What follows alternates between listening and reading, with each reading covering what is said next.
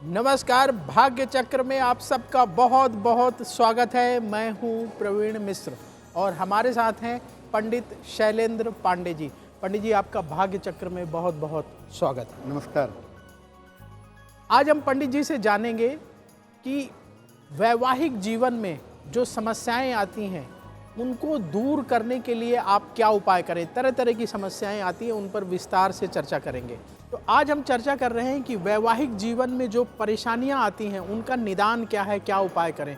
पंडित जी, एक बहुत बड़ी परेशानी है कि दो शादियों का योग कुछ लोगों की कुंडली में होता है, तो ये कब बनता है और अगर मान लीजिए किसी की कुंडली में बना हुआ है, हमें पहले से पता लग गया, तो क्या उपाय करें जिससे कि इस तरह की समस्या ना आए। आज के समय में दो शादियां बड़ी तेजी से हो रही हैं और उसके कॉम्बिनेशन भी कुंडली में पाए जाते हैं कि आपकी कुंडली में दो विवाह के योग हैं या नहीं हैं। पहले ये समझते हैं कि दो शादियों का योग बनता कैसे है। महिलाओं की कुंडली में अगर बृहस्पति खराब हो जाए, कमजोर नहीं खराब, अगर खराब हो गया तो दो विवाह की संभावनाएं बनेंगी। पुरुषों की कुंडली में अगर शुक्र खराब हो जाए, बृहस्पति भी थोड़े पार्ट पर रोल निभाता है, लेकिन ज्यादातर शुक्र अगर खराब हो जाए तो ये स्थिति बनती है।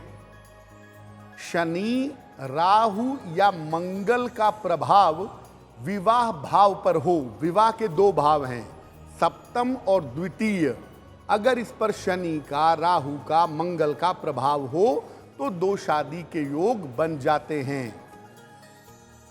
आम तौर पर कुंडली सही तरीके से न मिलाई जाए तो भी दो विवाह की संभावनाएं बन जाती हैं। अब बहुत बार ऐसा होता है कि कुंडली में एकादश का सप्तम कनेक्शन हो, एकादशेश का सप्तम कनेक्शन हो, तो मल्टीपल मैरिज की या कभी कभी दो से ज़्यादा विवाह की संभावनाएं भी बनती हैं। अब मान लिया कि आपकी कुंडली में दो विवाह की संभावनाएं हैं और आप चाहते हैं कि आपकी ज़िंदगी ठीक चल रही है, चलती रहे, दो विवाह की नौबत ना आए, तो क्या करेंगे। ऐसी दशा में पति पत्नी को नियमित रूप से शिव जी की उपासना करनी चाहिए। हर सोमवार को पति पत्नी मिल करके एक साथ सफ़ेद वस्तुओं का दान करें, जैसे चावल है, चीनी है, दूध है, इसका दान करना अच्छा होगा। अपने बेडरूम में एक फ्लावर वास रख लें और उसमें सफ़ेद फूल लगाएं या सफ़ेद फूलों के चित्र लगा लें अपने बेडरूम में। ऐसा करने से शुक्र वाला जो पार्ट है वो बड़ा मजबूत हो जाएगा, और अगर शुक्र वाला पार्ट मजबूत होगा तो निश्चित रूप से आपके वैवाहिक जीवन में टूटने की संभावना नहीं बनेगी। दो विवाह के योग अगर कुंडली में हैं तो उससे भी आप बच जाएंगे। आज हम चर्चा कर रहे हैं कि वैवाहिक जीवन में कौन कौन सी परेशानियां आती हैं और उनके सरल निदान क्या है, कैसे आप उन परेशानियों से बच सकते हैं। पंडित जी, वैवाहिक जीवन में एक परेशानी आती है, पति पत्नी और वो किसी तीसरे का प्रवेश हो जाता है और ऐसी स्थिति में घर परिवार में माहौल बहुत ख़राब हो जाता है। तो अगर ऐसी कहीं स्थिति बनने की संभावना हो तो उसके पीछे कौन से ग्रह जिम्मेदार हैं और क्या उपाय करना चाहिए।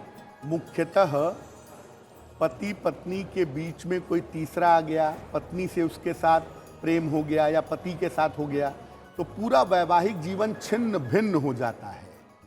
और आप इससे इनकार नहीं कर सकते कि ऐसा बहुत सारे लोगों के जीवन में होता है कि पति पत्नी के बीच में कोई तीसरा व्यक्ति आ जाता है।